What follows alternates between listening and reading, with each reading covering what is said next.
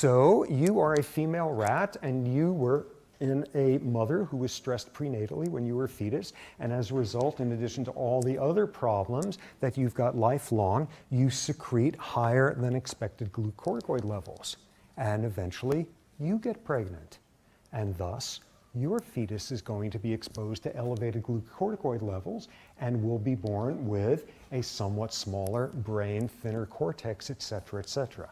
What have we just shown? An environmental manipulation on a pregnant female manifesting itself 2 generations later in the grandchildren. And when this was first described in the early 60s, this was called the grandmother effect.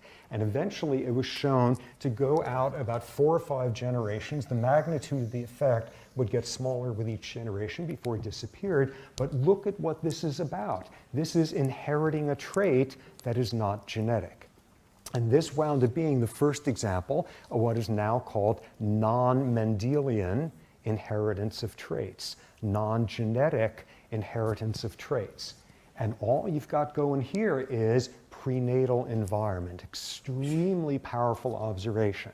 And what you also then have is you're some researcher, and again, you come along 1 second after the animal is born, and you wind up studying, saying, oh, look at this. This rat tends to have elevated glucocorticoid levels, just like mom. And this rat tends to have a thinner cortex, just like mom. And this rat, and if you've never heard of prenatal environmental effects, what's the only conclusion you could make? There are genetic influences on these traits. So these non-Mendelian, non-genetic transmission of traits are really, really important.